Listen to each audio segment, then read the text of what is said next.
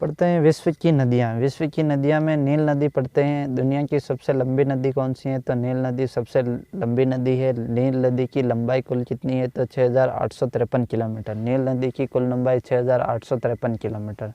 6,853 kilometre नील नदी की सबसे लंबी नदी है। दुनिया की सबसे लंबी यह नदी अफ्रीका महाद्वीप में बहती है। यानी कि नील नदी कहाँ पर कौन से द्वीप में बहती है? तो अफ्रीका महाद्वीप में। नील नदी का उद्गम विक्टोरिया झील से होकर अफ्रीका के पूर्व भाग से गुजरती हुई भूमध्य सागर में गिर पड़ती है। यानी कि नील नदी का उद्गम विक्टोरिया झील से होकर नील नदी का उद्गम स्थल विक्टोरिया झील से होकर अफ्रीका के पूर्व भाग से गुजरती हुई भूमध्य सागर में गिर पड़ती है। यानी कि भूमध्य सागर में गिर पड़ती है। और नील नदी का उद्गम स्थल कौन सा है? तो विक्टोरिया झील से होकर अफ्रीका के पूर्व भाग से गुजरती हुई भूमध्य सागर में गिर पड़ती हैं।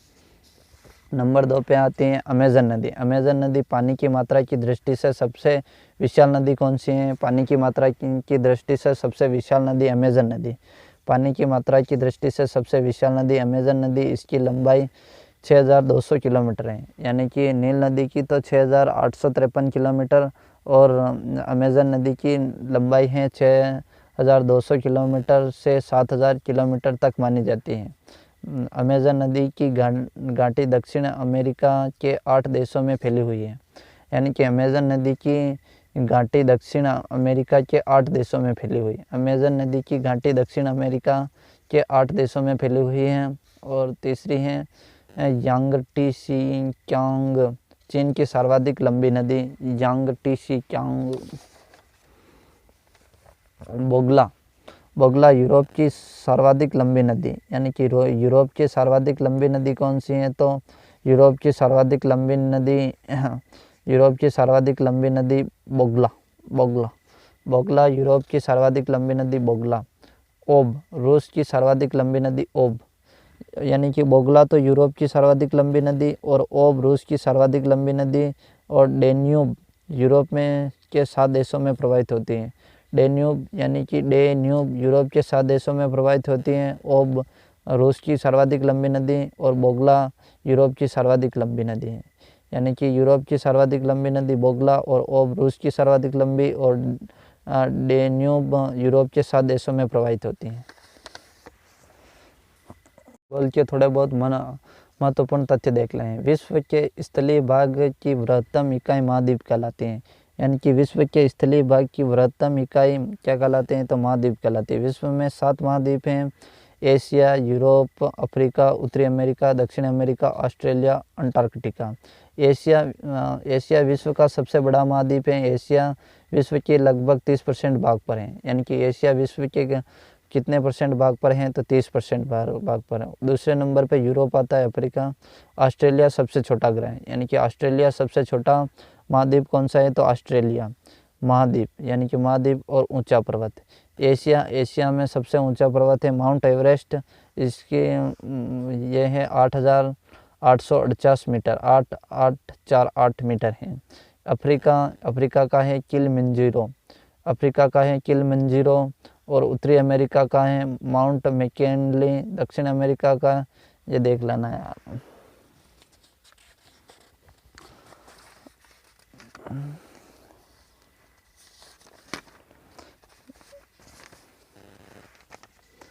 विश्व के महाद्वीपों के उपनाम। यानी कि विश्व के महाद्वीपों के उपनाम हैं एशिया को महाद्वीपों का महाद्वीप कहते हैं। महाद्वीपों का महाद्वीप किसे कहते हैं? तो एशिया को महाद्वीपों का महाद्वीप कहते हैं। अफ्रीका अंध महाद्वीप कहते हैं। उत्तरी अमेरिका को नई दुनिया कहते हैं। दक्षिण अमेरिका को पक्षियों का महाद्वीप कहते हैं। पक्षियों का महाद्वीप कौन सा है? तो दक्षिण अमेरिका। अंटार्कटिका को श्वेत महाद्वीप कहते हैं। अंटार्कटिका को क्या कहते हैं? तो अंटार्कटिका को श्वेत महाद्वीप कहते हैं। और यूरोप प्रायद्वीप यूरोप है। और ऑस्ट्रेलिया को प्यासी भूमि का देश कहते हैं। ऑस्ट्रेलिया को क्या कहते हैं? तो प्यासी भूमि का देश किसे कहते हैं? तो ऑस्ट्रेलिया को प्यासी भूमि का देश कहते हैं।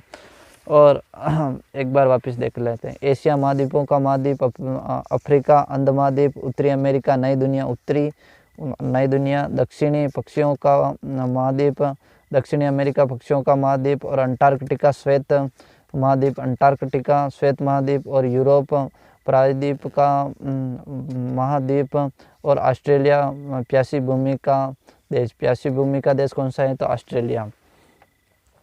महासागरीय जलधाराएं दो प्रकार की होती हैं, यानी कि महासागरीय जलधाराएं दो प्रकार की होती हैं। नंबर 1 पर आती हैं गर्म जलधारा। ये जलधाराएं विषुवत रेखीय क्षेत्रों से ध्रुवों की तरफ चलती हैं, यानी कि गर्म जलधाराएं किस ओर चलती हैं? तो विषुवत रेखीय क्षेत्रों से ध्रुवों की ओर चलती हैं इन गर्म जलधाराएं। इन जलधाराओं का पानी गर्म होता है, अतः यह जलधाराएं अपने पास पड़ने वाले क्षेत्र को गर्म कर देती हैं, यानी कि विषुवत रेखीय से ध्रुवों की ओर चलती हैं गर्म जलधाराएं। जलधाराओं का पानी गर्म होता है।